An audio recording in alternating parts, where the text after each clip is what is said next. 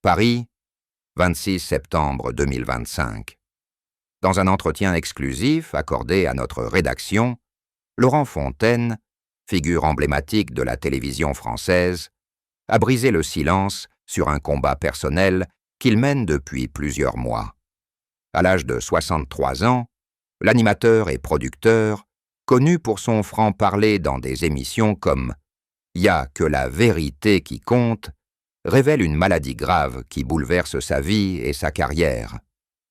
Cette confession, prononcée d'une voix posée mais empreinte d'une gravité inhabituelle, marque un tournant pour cet homme qui a façonné des décennies de débats télévisés. Né le 16 septembre 1962 à Choisy-le-Roi, en banlieue parisienne, Laurent Fontaine grandit dans un environnement modeste, où la parole est un outil de survie. Diplômé en lettres modernes de la Sorbonne et en journalisme, il entame sa carrière en 1983 comme pigiste au magazine Le Meilleur, avant de gravir les échelons des radios et des chaînes hertziennes.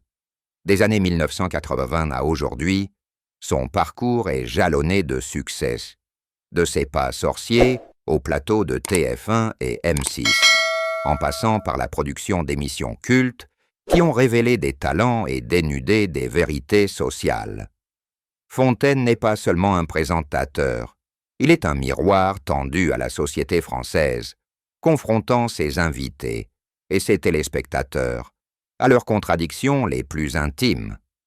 C'est dans un café discret du Marais, loin des studios surchauffés, que Fontaine a choisi de s'ouvrir.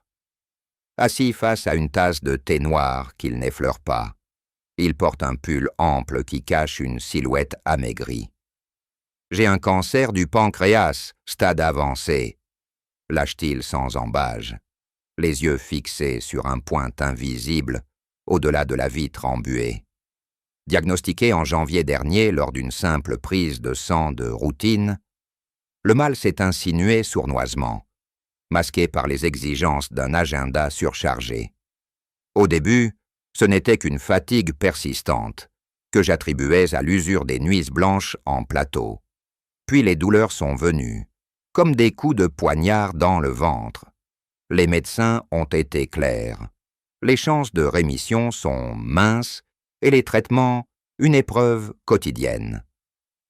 Cette révélation n'est pas un cri de désespoir, mais un acte délibéré de transparence.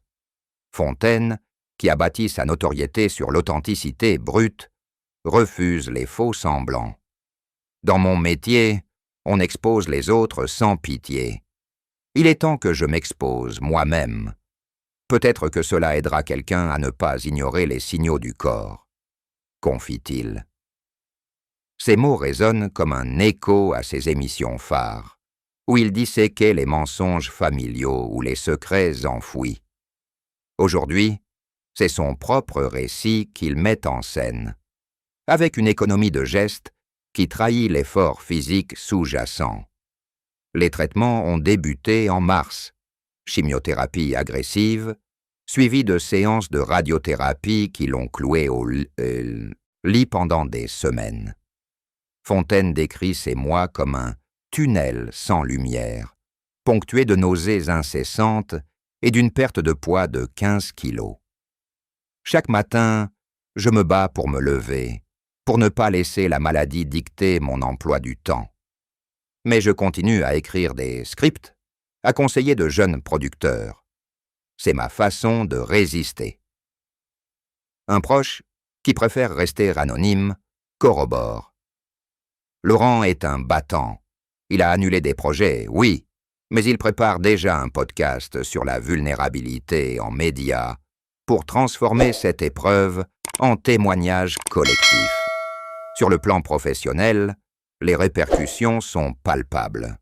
Son dernier contrat avec une chaîne privée, pour une émission de débat sociétal, a été suspendu sine die. Des rumeurs circulaient déjà sur son absence prolongée des plateaux, alimentées par des photos volées montrant un homme marqué par la souffrance.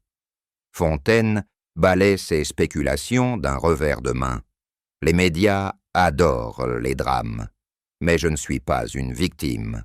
Je suis un survivant en devenir. Cette pause forcée interroge le monde du divertissement français, où les figures charismatiques comme lui sont souvent sacrifiées sur l'autel de la performance inaltérable. Des observateurs notent que son cas pourrait catalyser un débat sur la santé mentale et physique des animateurs, un sujet tabou dans une industrie qui valorise l'endurance au détriment du bien-être. Au-delà de la sphère professionnelle, cette confession touche un public fidèle, forgé par des années de confidences télévisées. Sur les réseaux sociaux, les messages affluent, des anciens invités émus, des téléspectateurs anonymes qui partagent leur propre lutte contre le cancer.